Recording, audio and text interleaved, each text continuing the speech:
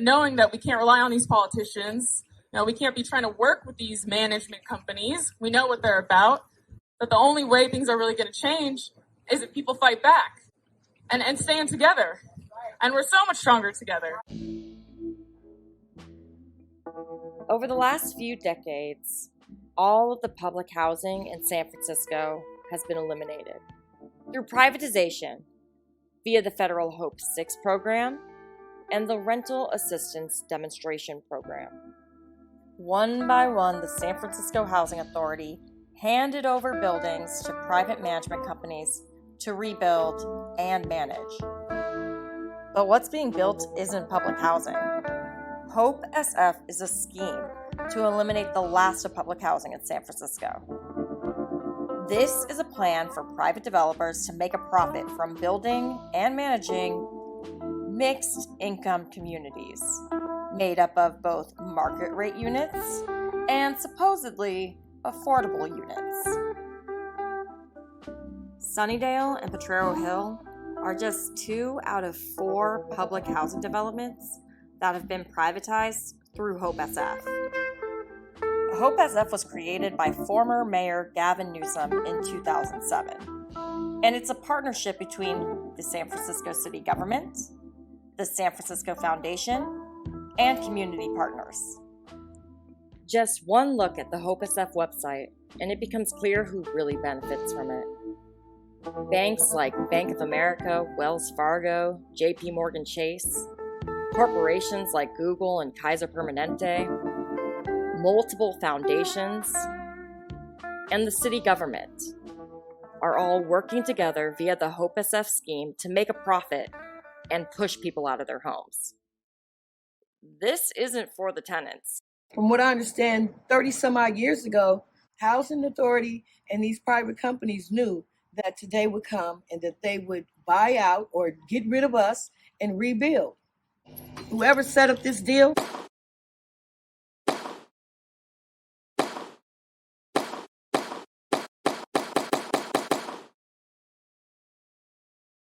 that all these housing authorities and these projects was going to come tumbling down around the same time, it's all a setup. Don't go for it. It's all just another way. First thing to do, shake up where they live at. And we shake up where they live at, then we're going to create some real confusion. Let's see what they do next. Para llevarnos a estos nuevos buildings donde los bancos son los únicos beneficiarios. Ellos no tienen en cuenta a la comunidad. Ellos solamente quieren lucrar con nosotros, adueñarse de lo que a ellos no les pertenece, porque las viviendas de housing de bajos ingresos no les pertenecen a los bancos, son de los ciudadanos, son de nosotros. Y ahora ellos quieren adueñarse, no mi gente. They're trying to push out everyone out of San Francisco at this point who isn't like a techie, or they're trying to gentrify even the projects, which I think is crazy. It just goes to show that they don't want like poor, low income people or people of color to stay in these areas, and they kind of want to build nicer buildings and have wealthier people to appeal to the neighborhood, and so that other wealthier people could come and settle down. Here at Potrero Hill, if for anyone who's been around here, outside of the projects, the houses are very nice. Potrero Hill is spotted with many newer living spaces, including lofts, condos, and houses, some of which offer the best views of downtown San Francisco. The whole neighborhood is nice, except for the projects, which is sectioned off by purpose a long time ago. They want people with, I guess, more money to come move in, essentially, when they build the better looking ones, to move in and kind of kick in the old residents out. They just want to make it so terrible that we basically want to move out. These used to be serviceable, decent buildings, and they have let them fall apart. If the building is not maintained, eventually it will just collapse. This process is not new. We call it gentrification now, but before it was called gentrification, it was called urban renewal. But they're the same thing. Tenants are kicked out and then priced out of their own neighborhoods. Urban renewal was an attack on poor people in San Francisco and the rest of the country. And right in line with many such attacks in the United States, it was justified by using divisive and racist ideology. Equality has always been this country's biggest issue. It doesn't know how to treat people of different classes, of different nationalities, of different economic backgrounds.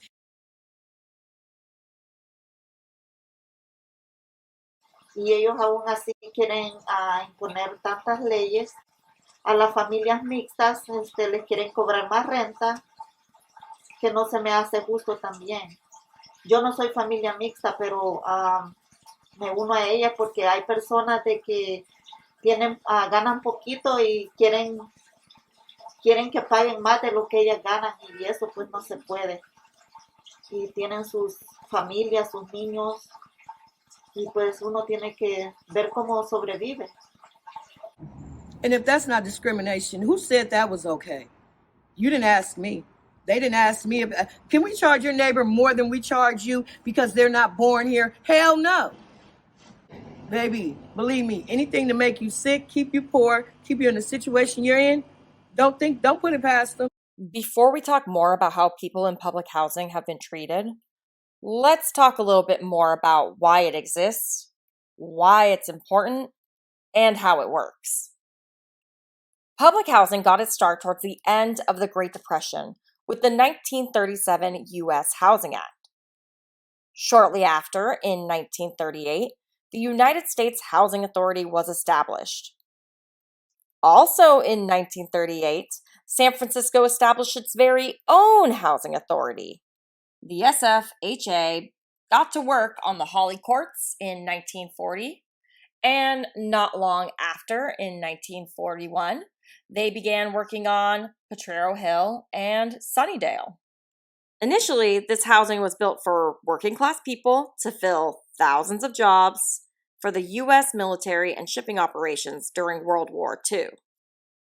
According to the U.S. Department of Housing and Urban Development, the purpose of public housing today is to provide decent and safe rental housing for eligible low-income families, the elderly, and persons with disabilities.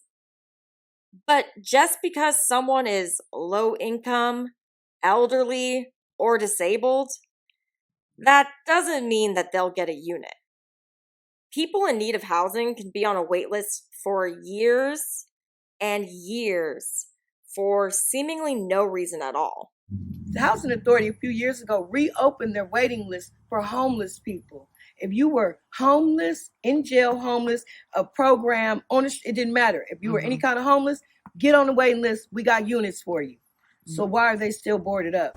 Why aren't they being fixed so that somebody can move in? You temporarily fix it and make it look good enough for me to move in. Temporarily fix it and make it good enough for them to move in. Public housing is far from perfect. It's even far from decent. But it's still life-changing for people who need a home. Okay, I lost my apartment because the rent went up and I could not afford it, so I had to move. And I was homeless for 9 months, I think. I used to call them every day, twice a day. Mm-hmm. And they did not understand why I did that, but my reason was they had a place to live and I did not. So I wanted to make sure that I touched bases with them every day to let them know I was still interested, because people have told me they've been on that list for years. The public housing list. Right. Yeah. No, pues la cosa es que cuando yo me vine a vivir aquí, como te vuelvo a repetir, fue a que fue por violencia doméstica y me salió este apartamento y pues yo vivía en un garage. Yo vivía en un lugar pequeñito donde solo cabía mi cama y yo y mi hijo. Sí. Pero gracias a Dios di yo porque no me importó el lugar, ¿verdad? Y me vine, pero cuando yo vine aquí, pues no, me dijeron a mí, pues, bueno, me dijeron, te vamos a dar una unidad, era en la book me iban a dar, pero que después me salió aquí que habían dejado Entonces me vinieron a enseñar, pero así como están todos eso, así estaba la unidad toda sucia, toda sucia y toda arruinada. Y bueno, yo tenía necesidad del apartamento, lo agarré. Pero cuando ya empezaron a fallar las cosas, yo empecé que quería que me arreglaran esto. Y yo decía, bueno, y me lo van a arreglar porque tengo la calefacción, no sirve. Está mala. Entonces, y si uno les va a decir a ellos, no le mandan a nadie, no dicen ellos vamos a arreglarle eso, vamos a repararle lo otro. Por eso les digo, yo vivía en un storage, digamos así, y yo pues vi la puerta abierta y dije yo, pues me voy, gracias a Dios me salió un apartamento y todo eso. Got a regular life like everybody else. I'm just poor and want a place to live. And I don't think that having shelter is too much to ask. You know, I worked for years and I paid taxes. I'm not just a drain on society. And I hate it that they feel like I am. Stigmatizing ideas like this are harmful to people living in public housing and affect how they're treated by society as a whole. These attitudes are used to justify the housing authority's mistreatment of their tenants and the neglect of their tenants' homes. There is mold that has been painted over. I have a mushroom growing into my wall from outside my house. The water is brown and tastes like... My door has been busted. This will be the 4th time my doorknob has come off. My door, look at my doorknob. Look at this. This is a beautiful doorknob. This is how secure my house is. That's how secure my house is. This is a port doorknob they done put on there. Lead paint? Are you serious? But I bet whoever approved the lead paint ain't got none in their house. Bet their kids ain't messing with it, playing with it, peeling it, eating it, or nothing else. And if they using lead paint, what else are they doing? They were well aware on the day that I moved in that I was bringing a child with a disability. It took 3 years to get my safety bars. Then they redid my bathroom after about the 15th year, and my bars were down for another 1.5 years. Finally, I got somebody to pick them up and carry them down to the office. Then they got them put back up. Wow. And we never had a ramp. The drains backed up, toilets stopped up, window broken, no heat. Pick one. You know, had them all. Y se me hace que es muy ridículo porque ellos no vienen aquí, solo nomás vienen a pintar encima. Tengo muchas cucarachas. Está feo el apartamento. Last unit I lived in, I lived in that unit for 22 years. And I didn't have heat for like the last 15. Now, these places were perfectly serviceable. And they allowed them to run down. You know, that's it and that's all. There's nothing else that they can say about that. These buildings are very challenging to fix. And that's really why new buildings are important, but also having respect and input from the community here on things that they want to see. This is all part of the privatization scheme. The housing authority uses these terrible conditions to justify selling the public housing to private companies. Living in such terrible conditions encourages people to move out on their own. But if they don't move out on their own, they might be forced out or even tricked out of their homes. I'm keeping my tent from when we went camping in that closet right there because I have a strong suspicion that I'm going to need that tent. The fear of losing housing during the privatization process is justified. Even though Hope SF promises 1 for 1, meaning everyone currently in public housing is guaranteed a new spot in the privatized housing, that doesn't always happen. Many people can be displaced during the privatization process. The 1-in-1. So I lived in OC projects over on Eddy Street in Fillmore. There were more than 12 stories in these buildings, and they had hundreds of residents in them. And I honestly thought at the time, oh, this is a good thing. Tear them down, rebuild them. Everybody will get their place back if they want to come. And that's not the case. When I left OC, I thought that the people that wanted to come back would be able to. They weren't. In fact, only 57% of former Plaza East residents moved back after it was privatized and rebuilt. and 83 units were eliminated during the rebuilding. This all happened in 2001 and 2002, and just 20 years later, the private owner and manager of Plaza East, McCormick Baron Salazar, requested to demolish Plaza East because of the large backlog of deferred maintenance.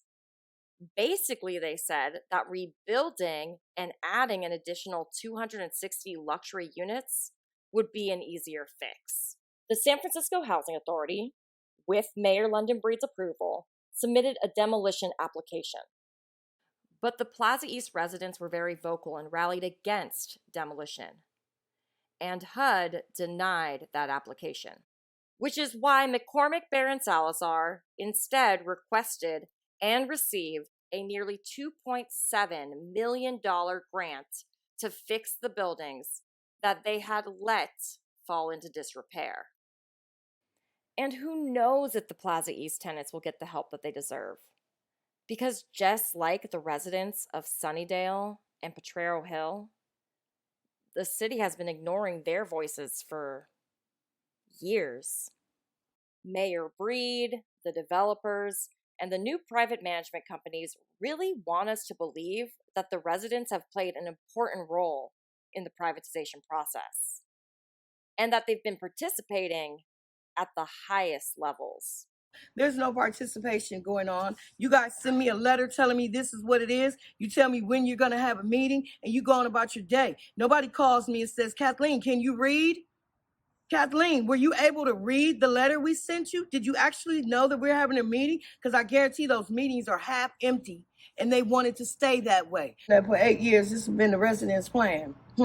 The residents have not planned to be evicted from their units, have them torn down and put back together however you see fit. I did not agree to move into a high rise, a low rise, have neighbors on top of me or up under me.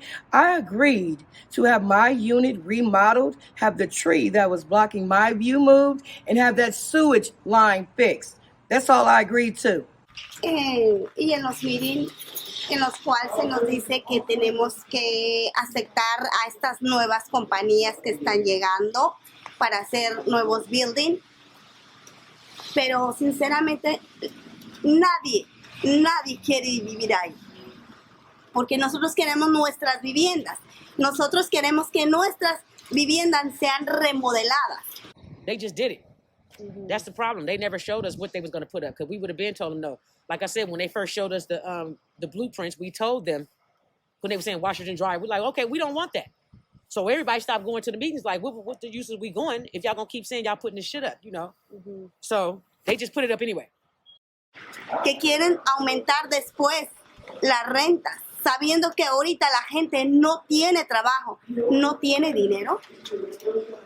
¿Y qué hacen para que la gente no salga a protestar? La intimidan, diciéndole que, está solo, o mandando gente a los meetings a decir, a intimidar. Pero no estamos solos. Eso es lo que yo les quería compartir hoy, que quieren desaparecer housing, el programa de housing, pero esto lo necesitamos las personas de bajos ingresos. Y no queremos que desaparezca. No queremos que nos quiten la ayuda, porque esta ayuda la necesitan nuestros hijos también. They want people to feel like they're alone. And they want people to feel like there's no point in putting up a fight. But they're not alone. This petition has 100 signatures from neighbors at Potrero Hill and Sunnydale opposing the privatization. But the city has ignored their opposition. Intimidation through isolation is just one of their tactics. Another one of their tactics is not providing non-English speakers with interpreters and paperwork in the languages that they speak. Basically, we went to the meeting, I guess you could say. It was like a mini meeting. Vamos a la oficina y nos maltratan. Y les decimos cosas y no hay nadie que nos hable español ni nada. Ellas solo lo que hacen es darse la vuelta y ya. Ahorita estoy esperando que me manden renta, pero no me han mandado el bill. Supuestamente porque no iba a firmar. Y vino una una señora y me dijo de que si yo no iba a firmar, me iban a sacar de mi apartamento en 14 días antes si no pagaba, si no iba a firmar. Y también quería decirles también que cuando fuimos a para llenar las aplicaciones, como yo tengo papeles, me dijeron que tenía que ser ciudadana americana para tener papeles, y yo les dije que yo tenía nada más la residencia, pero dicen que no, que querían que vamos a ser americanos. Si no, también, pues tenemos que ser, que no, nos tratan como mister, no sé cómo, mister, ¿verdad? Mister. Entonces, pues, porque queremos que haya pues, más unión, que nos ayuden, que no nos dejen, por eso estamos aquí, hablando para que haya más unión y que nos juntemos todas en unión y ay, no sé qué más. One of the guys there, he knew. He just didn't want to tell us what was going on. And queremos que nos ayuden porque ya aquí ya no, con todo esto que están haciendo de sección 8 y todos nos quieren prohibir hasta que tengamos pescados. Dicen que no puedo tener mis pescados, dicen que no puedo tener a mi perrito, no puedo tener nada. So, ellos nos están quitando como la libertad.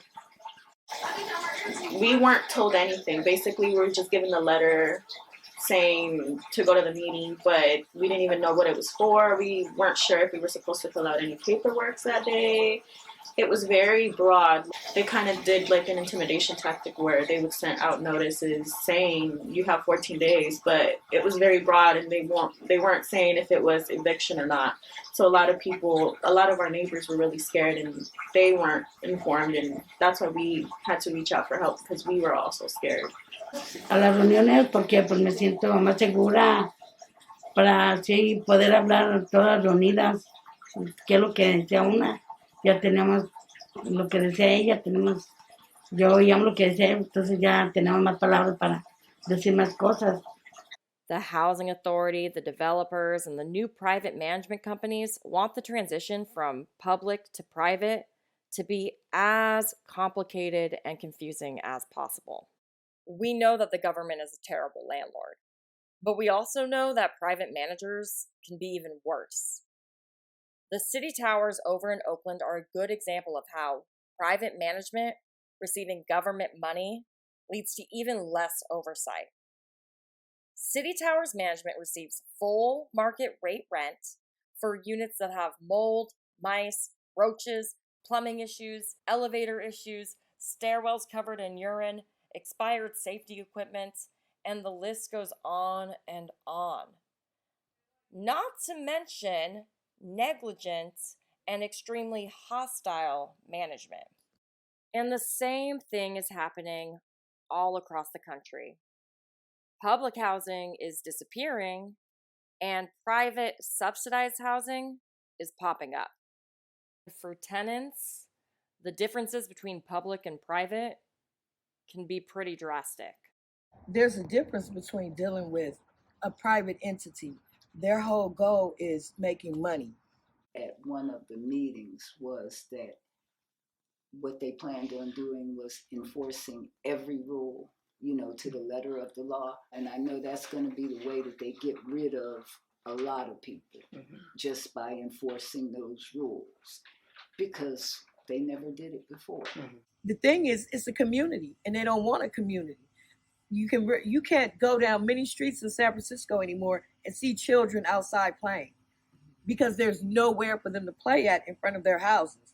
Over here, I know when the kids come home because they're outside my door yelling and screaming and running and making me appreciate what it feels like to hear children having fun in the background, not running through the halls, not sit down because the neighbors downstairs can hear you, not nobody under 18 can have a key to our building. Ain't that something? What?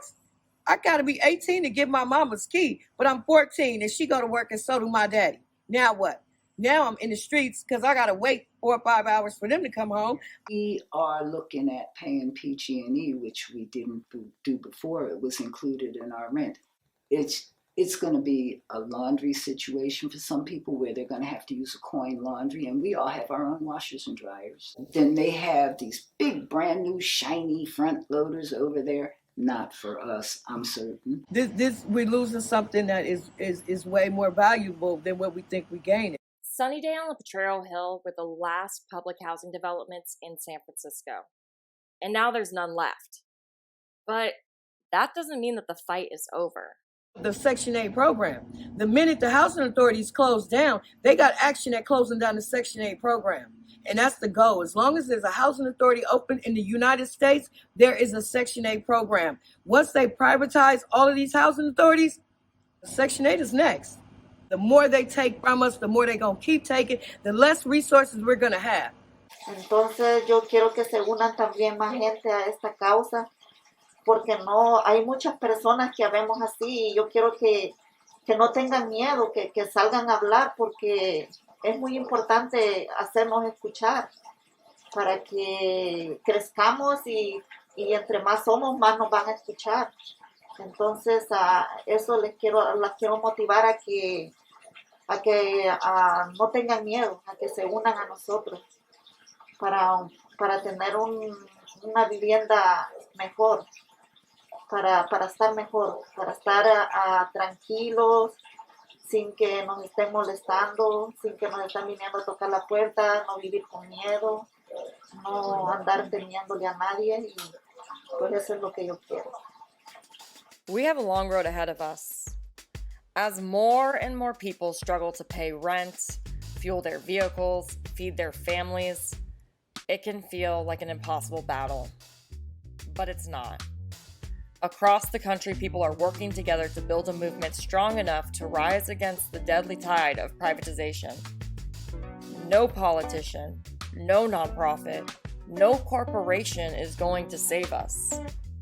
Only we have that power, and though it may not be easy or simple to harness it, we know that it's the only thing that's going to liberate us.